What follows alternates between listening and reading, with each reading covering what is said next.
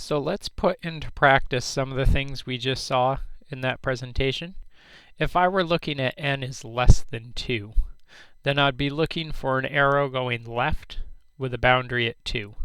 So that's at -2, that's at -2, so it's one of these two. And then I'm looking for the one that's going left, it's D. So I'm able to find out just from looking at this, okay, I would need to select D as my answer. What if I went to something like number 3? N is less than or equal to -3. Well, -3 is my boundary, so it's down to B, C, or D. But it's pointing to the left. I've got two of them pointing to the left, so now I need to figure out if I have an open circle or a closed circle. Can I get the actual value of -3? Because there's a line underneath, I can. So I know that it's choice D again. If I go down to a problem that has a negative in front, like number 5, now there's a negative in front of the x. I have to divide everything by -1. So change the sign and change the sign. My boundary is at -1. So again, I have two choices here. Notice though they're both going to the left, even though this is going to the right. That's because when we divided by a negative, it flipped my inequality around. So seeing the line underneath, I know that it will be choice A. Something like number 7 is a little different. Number 7, the p is a positive p, so I don't have to divide by -1 this time. P is already positive. The problem with number 7 is that p is on the right side. So I'm going to want to do a reflection. Remember, make that reflection, that mirror, like a book and you're folding it over. So then I end up with P, I end up with greater than, an arrow pointing to the right, -2.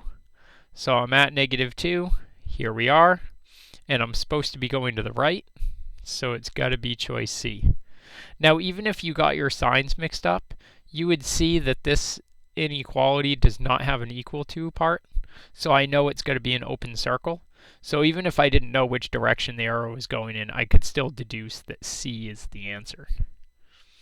If we look at number 10, now it's a compound issue. I have two different things that are going on in this same problem. I've got the fact that n is negative, and I also have the fact that n is on the wrong side. So we've got a couple different things to worry about here. If I divide by -1 first, then I end up with 3 is greater than n, because I flipped my inequality when I divided by a negative. But then n is on the wrong side, so I've got to roll it over or reflect it. So when I do my reflection, the inequality flips again. So it flipped to greater than when I divided by -1, but then it flips back to less than when I reflect it. So if I do those two things, I should have an arrow pointing to the left with a +3. Arrow to the left, +3. There it is, choice number A.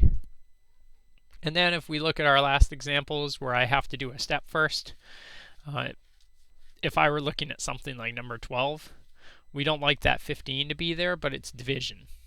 And anytime I want to get rid of a division, all I have to do is multiply. So if I multiply by 15, then the 15s cancel out. But 14 times 15 is 210. It's a big number. So we're looking at 210. I know that's right, but I have to choose which way to go, pointing left or pointing right. Since V is on the correct side already, and I'm not dividing or multiplying by a negative, I get to keep my inequality pointing right, so I'm going to choose C, which is the example pointing to the right. Even in something like number 14, even though I have negatives here, I'm not dividing by a negative. So when I add 4 to both sides, I get x is greater than -4. I can leave it like that.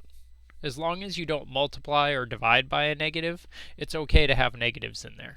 It's not going to cause you to flip. So when I got that +4, +4 I mean, it turned into -4. The only answer at -4 is B. So we're going to presume that's correct. And then if I look at the hardest one on the whole page, number 15, what makes that one a little bit harder for us is the fact that I have the negative in front of the v.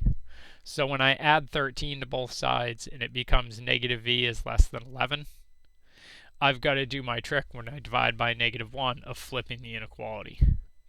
So I end up, this was a positive 11, it turns into a negative 11.